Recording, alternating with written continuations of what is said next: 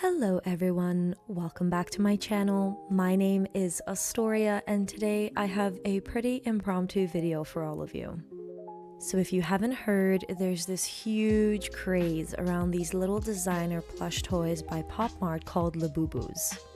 These plushies are so sought after. Every time I would go onto the company's website, they would consistently be sold out. I relayed the news to my boyfriend of my discovery of Labubus and how I was in the market for one, and on impulse, after looking all over the internet, we actually managed to snag a blind box on eBay. And with eBay, it's always a gamble. You either strike gold or you get creative interpretations. And with this one, the warning signs hit really fast. First off, the parcel looked like it had been drop-kicked into next week. The QR code was off, weird placement, and just sketchy looking. No identity card inside the box either. And overall, the packaging looked dull, so not nearly as colorful as what I had seen online. The more I looked at it, the more things just felt really off. It was starting to dawn on me that I might just be holding a Lafufu. I've seen so many hilarious counterfeit versions online. It's basically a whole genre at this point. I was just hoping if mine was a Lafufu, please let it be a good-looking Lafufu. Still, the most exciting part was ahead, ripping open the foil bag itself. My mindset was no matter who popped out of this bag, we were gonna act like they were the one we wanted the entire time.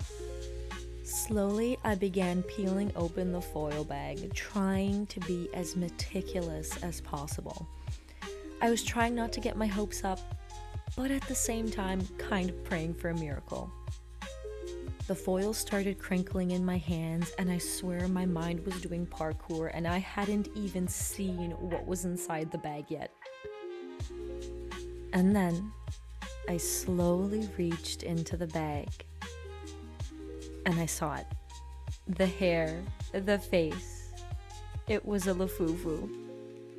Now the reason I'm calling it a Lafufu is because I noticed a couple things right away. The ring was included, just chilling in the bag, not attached or anything, which was already kind of suspicious. The first thing I immediately looked at and counted were the Labubu's teeth. Now, whereas Labubus usually have 9, this one also had 9, but the paint job was really sloppy up close. The blush on its face also looked a bit too intense compared to the ones that I've seen online. And then there were the ears. They were set wider apart than they should have been, and the stitching felt noticeably more delicate in my hands. Now, while real Labubus have that soft, fuzzy ball-like texture and appearance, this one looks jacked. Not necessarily a bad thing, it kind of grew on me, but definitely not what you'd expect from an original. The stamp on the bottom of the left foot, it was more gray than black. Super faded, not what you'd see on a legit Labubu. Well, anyways, now I've got myself a wonderful little Lafufu. I know that there is a new Labubu launch coming at the end of April, and you better believe I'm gonna be glued to that computer screen. Hopefully, I can snag at least one blind box before they're completely sold out. Thanks so much for watching this video. Like, comment, and subscribe for more Lafufu adventures.